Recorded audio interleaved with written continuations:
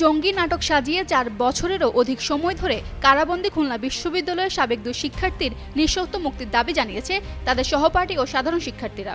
কারাবন্দী শিক্ষার্থীরা হলেন মানব সম্পদ ব্যবস্থাপনা ডিসিপ্লিনের 17 বছর শিক্ষার্থী নূর মোহাম্মদ অনেক ও একই ব্যাচের পরিসংখ্যান ডিসিপ্লিনের মোহাম্মদ মুজাহিদুল ইসলাম। যারা তাদের ক্ষীণ স্বার্থে বা যে কোনো স্বার্থে বা তাদের নিজেদের কোনো এজেন্ডা থেকে এইভাবে মানুষের জীবন ধ্বংস করেছে, তাদেরকে অবশ্যই উপযুক্তভাবে তথ্য প্রমাণের সাথে আইনানুগ ব্যবস্থা নেওয়া হোক, যেন তারা আর কোনো নিরপরাধকে এইভাবে কষ্ট দিতে না পারে এবং তাদেরকে এইভাবে তাদের পরিবারকে ধ্বংস না করতে পারে।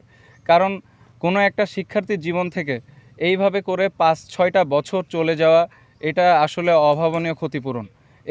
এর ক্ষতি আসলে আমরা কোনোভাবেই মেটাতে পারবো না।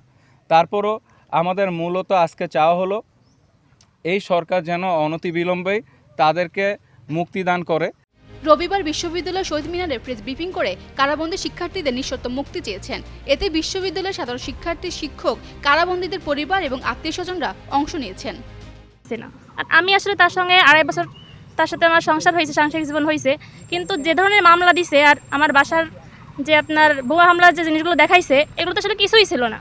মুজাহিদুল ইসলামের বাবা মোহাম্মদ রেজাউল করিম, আমার ছেলে খুলনা বিশ্ববিদ্যালয়ে 4th বিষয়ের ছাত্র ছিল পরিসংখ্যান বিভাগে। সে প্রায় 5 বছর যাবৎ আপনি মিথ্যা মামলায়, জঙ্গি নাটক মামলায় সে 5 বছর যাবৎ খুলনার কারাগারে বন্দী হয়ে আছে।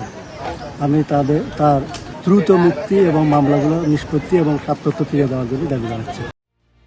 কারাবন্দী শিক্ষার্থীদের আইনজীবী বেগম আক্তার জাহান রুকু জানান, 2019 সালে খুলনার খানজাহান আলী ও আড়ংঘাটা থানায় বোমা বিস্ফোরণের ঘটনায় দায়ের করা মামলায় 2020 সালের জানুয়ারিতে 2 শিক্ষার্থীকে গ্রেপ্তার দেখানো হয়। সোনাডাঙ্গা থানার বিস্ফোরক আইনের মামলায় তাদের 20 বছর কারাদণ্ড ও 1 লাখ টাকা জরিমানা, অনাদায়ে 6 মাসের কারাদণ্ড দেওয়া হয়।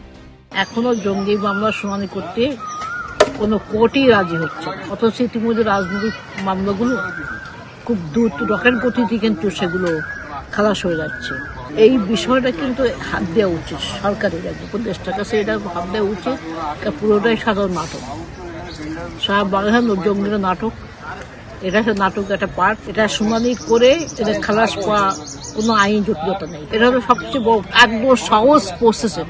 একটা মানুষ গুম হলো আগে, তারপর কয়েকদিন পরে তাকে গ্রেফতার দেখানো হলো কাগজে কলমে, এগুলো রহস্যজনক ব্যাপার এবং সুস্পষ্টভাবে মানবাধিকারের লঙ্ঘন।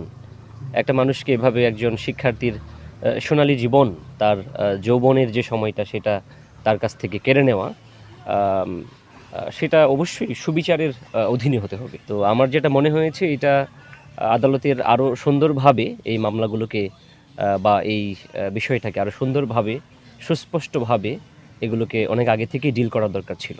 খুলনা বিশ্ববিদ্যালয় থেকে মোহাম্মদ মিরাজুল ইসলামের পাঠানো তথ্যচিত্রে ডেস্ক রিপোর্ট, কালের কণ্ঠ।